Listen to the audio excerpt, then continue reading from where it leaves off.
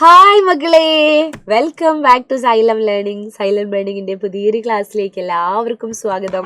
ശ്രുതി ടീച്ചറിന്റെ മലയാളം ക്ലാസ്സിലേക്ക്, മധുരം മലയാളത്തിലേക്ക് സ്വാഗതം. അപ്പോൾ എനിക്ക് ഇന്ന് നിങ്ങളോട് പറയാനുള്ളത്, നമുക്കൊരു പാഠം പഠിക്കാനുണ്ടായിരുന്നേ. ആ പാഠത്തിന്റെ പേരെന്താണെന്ന് അറിയോ? കാഴ്ചകൾ കാണാൻ പോകുന്നവരെ എന്ന് പറയുന്ന ഒരു ഭാഗം പഠിക്കാനുണ്ട്. അപ്പോൾ ഇതാരാണ്? എല്ലാവർക്കും അറിയുന്ന ഒരു കഥാപാത്രമാണ് കാർത്തിക് സൂര്യ, അല്ലേ? കാർത്തിക് സൂര്യ ഹലോ ഗോയ്സ് എന്നൊക്കെ പറഞ്ഞ് നമ്മളെ മുന്നിലേക്ക് വീഡിയോ ആയിട്ട് വരാറുണ്ട്. ഇപ്പോൾ ഒരു ചാനലിലൊക്കെ നമുക്ക് കാർത്തിക് സൂര്യയെ കാണാം, അല്ലേ? അപ്പോൾ അദ്ദേഹത്തിൻ്റെ പ്രത്യേകത എന്ന് പറഞ്ഞാൽ അദ്ദേഹം വ്ളോഗറാണ്. കാണുന്ന കാഴ്ചകൾ, ചെയ്യുന്ന കാര്യങ്ങളൊക്കെ ഒരു വ്ളോഗിലൂടെ നമ്മളെ പരിചയപ്പെടുത്തും, അല്ലേ? വീഡിയോ എടുത്തിട്ട് നമ്മളെ പരിചയപ്പെടുത്തും. നമ്മുടെ കൂട്ടത്തിൽ ആരെങ്കിലും കുട്ടി വ്ളോഗേഴ്സ് ഉണ്ടോ? ഉണ്ടോ? നമ്മുടെ കൂടെ നമുക്ക് പഠിക്കാനുള്ള ഒരു ഭാഗത്ത് ഒരു കുട്ടി എന്ത് ചെയ്യാണ്? വ്ളോഗ് ചെയ്യാണ് കേട്ടോ. അപ്പോൾ വീട്ടിനകത്തിങ്ങനെ ഒതുങ്ങിയിരുന്നാൽ നമ്മളൊന്നും അറിയില്ല. പുറത്തു പോകണം, നാട്ടിനെ അറിയണം, അല്ലേ?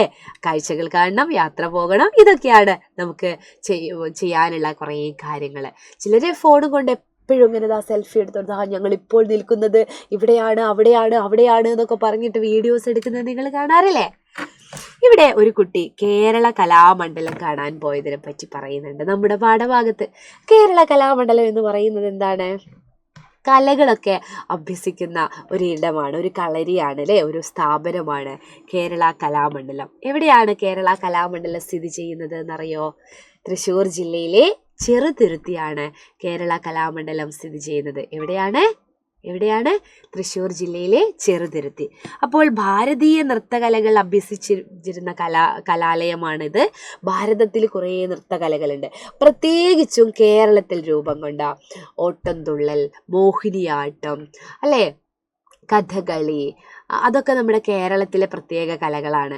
അതൊക്കെ അഭ്യസിപ്പിക്കുന്ന ഇടമാണ് കേരള കലാമണ്ഡലം. അപ്പോൾ ഇത് തൃശ്ശൂർ ജില്ലയിലെ ചെറുതുരുത്തിയിലെ ഭാരതപ്പുഴയുടെ തീരത്താണ് കേട്ടോ. ഏത് പുഴയുടെ തീരത്താണ്? ഭാരതപ്പുഴ. ഭാരതപ്പുഴയ്ക്ക് നിള എന്ന് മറ്റൊരു പേരുണ്ട്, നിള.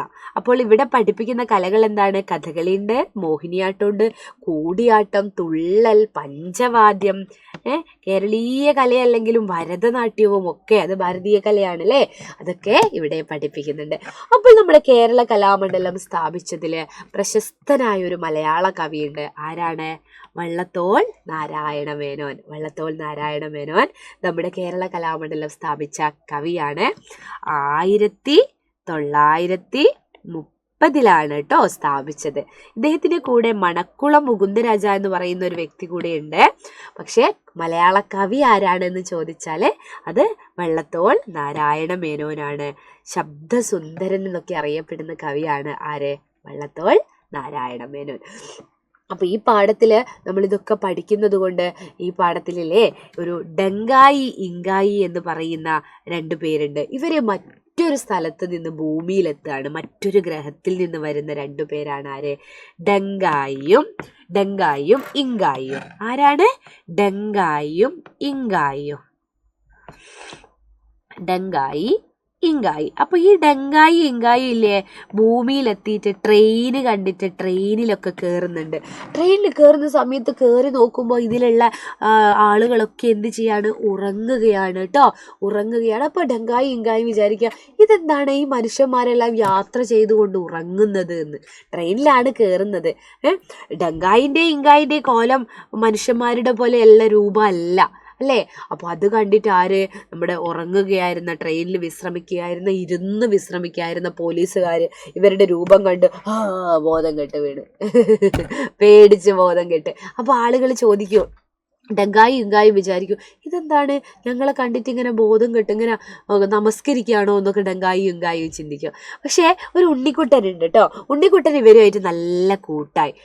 ഉണ്ണിക്കുട്ടനോട് ഇവർ പറയും, ഞങ്ങൾ ഇവിടെ മുടി വെട്ടാൻ വേണ്ടി വന്നതാണ് എന്ന്. അപ്പോൾ ഉണ്ണിക്കുട്ടനോട് ഇവർ പറയുന്നുണ്ട്, ഞങ്ങളെ കണ്ടപ്പോൾ അവർ ബോധം കെട്ട് വീണതും, അല്ലെ അവരെന്ത് ചെയ്തതാ, നമസ്കരിച്ചതാണോ എന്നൊക്കെ ചോദിക്കുന്നുണ്ട്. നല്ല രസമാണ് ഈ കഥ. ഇത് ടീച്ചർ ലൈവിൽ അടിപൊളിയായിട്ട് പറഞ്ഞു കൊടുത്തിട്ടുണ്ട്. നിങ്ങളെല്ലാവരും കാണണം കേട്ടോ. അപ്പോൾ ഇതാ ഉണ്ണിക്കുട്ടനോട് പറഞ്ഞപ്പോൾ ഉണ്ണിക്കുട്ടൻ പറയും, ഞാൻ കോഴിക്കോട് അങ്ങാടിയിലേക്കാണ് പോകുന്നത്, അവിടെ മുടി വെട്ടുന്ന ആളുണ്ട് എന്നൊക്കെ പറയും. അപ്പോൾ ഡങ്കായി ഇങ്കായിയും ഉണ്ണിക്കുട്ടൻ്റെ കൂടെ നല്ല കൂട്ടായി അവർ മുടി വെട്ടാൻ പോകുന്നതാണ് സംഗതി. അപ്പം ഇനി എനിക്ക് പറയാനുള്ളത്, നിങ്ങൾ എവിടെയെങ്കിലുമൊക്കെ പോവുകയാണെങ്കിൽ അവിടുത്തെ കാര്യങ്ങളെല്ലാം നോട്ടിൽ വന്നിട്ട് എഴുതി വെക്കണം. ഒരു ഡയറിയിൽ, ഒരു പുസ്തകത്തിൽ എഴുതി വെക്കണം എന്തൊക്കെ കാഴ്ചകൾ കാണുന്നുണ്ട് എന്ന്. ഇതുപോലത്തെ സാങ്കല്പിക കഥാപാത്രങ്ങളായിട്ടുള്ള ഡങ്കായിയെ ഇങ്കായിയെ ഒക്കെ വെച്ചിട്ട് നിങ്ങൾ കഥകൾ എഴുതണം. അങ്ങനെ ഒരുപാട് കാര്യങ്ങൾ നമുക്ക് ചെയ്യാനുണ്ട്. ഇനി മറ്റൊരു വീഡിയോ ആയിട്ട് ടീച്ചർ അടുത്ത ക്ലാസ്സിൽ വരാം. നമ്മുടെ ചാനൽ ഇതുവരെ സബ്സ്ക്രൈബ് ചെയ്യാത്തവർ സബ്സ്ക്രൈബ് ചെയ്യണം. ടീച്ചറെ ഈ കുഞ്ഞു വീഡിയോ ഇഷ്ടപ്പെട്ടിട്ടുണ്ടെങ്കിൽ അതൊന്ന് ലൈക്ക് ചെയ്യണം, ഷെയർ ചെയ്യണം കേട്ടോ. അപ്പോൾ വാട്സപ്പ് കമ്മ്യൂണിറ്റി എന്ന് പറയുന്ന ഒരു ഗ്രൂപ്പ് ഉണ്ട്, നമുക്ക് ഫ്രീ ആയിട്ടുള്ളതാണ്. അതിൻ്റെ ലിങ്ക് ഇതാ, ക്ലാസ് 3 വാട്സപ്പ് കമ്മ്യൂണിറ്റി ഗ്രൂപ്പ് അല്ലേ, ഫ്രീ ആയിട്ട് നോട്ട് കിട്ടാനുള്ള ഗ്രൂപ്പൊക്കെയാണ്. അതിലെല്ലാവരും ജോയിൻ ചെയ്യുക.